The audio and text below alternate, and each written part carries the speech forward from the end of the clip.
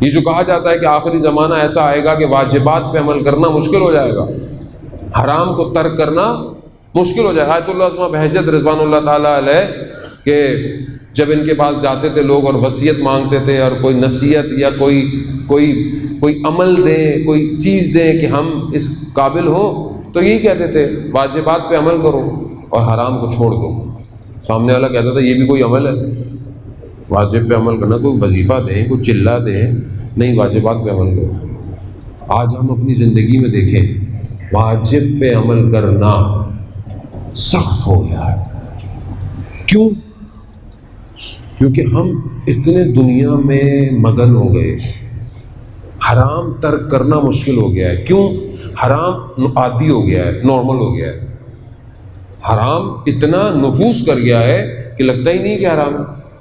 مثلا جھوٹ بولنا گناہ کبیرہ ہے، یعنی بڑے گناہوں میں سے ہے، لیکن جھوٹ بولنا کتنا آسان ہو گیا آج کل۔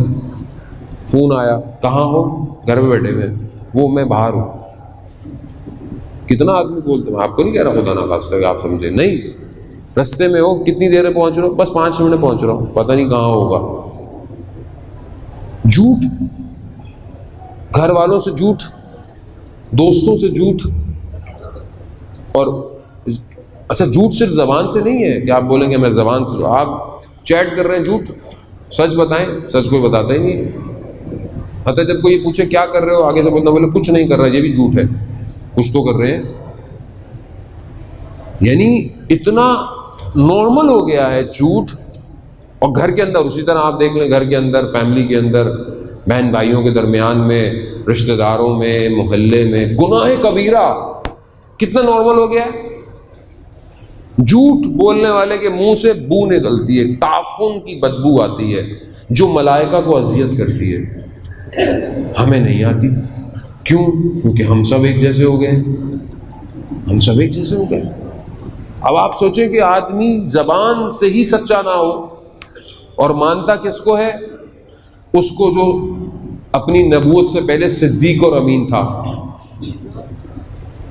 کیوں؟ کیونکہ ہمیں عادت ہو گئی ہے، ہم سچائی کو فیس نہیں کر سکتے۔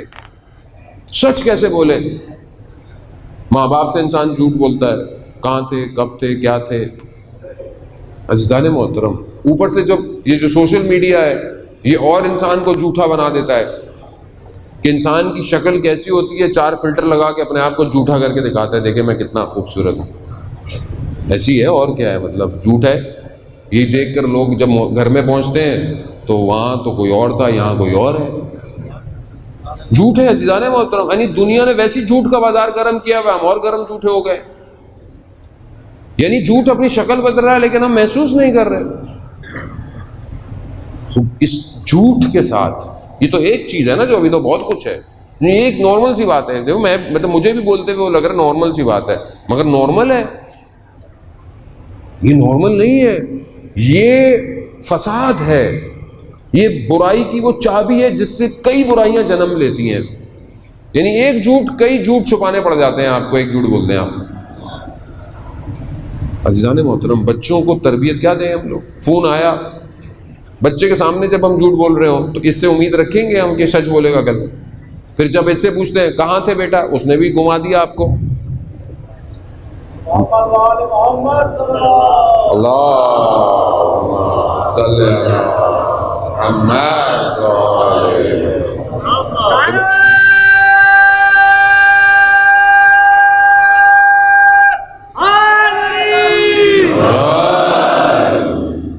اب یہ مطلب آپ جب بچے کے سامنے جھوٹ بول رہے ہو تو آپ بچہ جب آپ سے کچھ پوچھے گا وہ بھی جھوٹ بولے گا۔ اب آپ اس کو بولیں بیٹا سچ سچ بتاؤ، وہ دل میں بولے گا ابا آپ خود تو سچ سیکھ لیں بولنا، میں کہاں سے بتاؤں آپ کو۔ جب کسی کا فون آیا جاننے والے کا، اماں نے بولو بیٹا نہیں یہ سو رہی ہیں، اب وہ بیچارہ کیا بولے، آپ اس کو تربیت ہی دے رہے، کاٹ دو، یہ کر دو۔ یعنی یہ جو آج سسٹم جیسا ہو گیا ہے اس نے ہمیں بہت نارمل کر لیا جانے محترم۔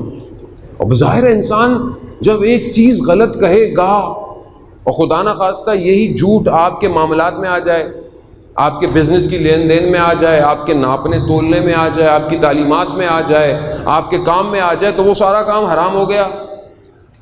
1 روپیہ بھی اگر اس جھوٹ کی وجہ سے آیا تو مال کو آلودہ کر دیا۔ اب اس کی وجہ سے جو آپ نے چیز خریدی اور کھائی وہ لقمہ حرام ہو گیا۔ اب جب وہ لقمہ آپ کے وجود میں گیا تو پھر کس طاقت کے ساتھ آپ کھڑے ہو کر اس رب کی عبادت کریں گے؟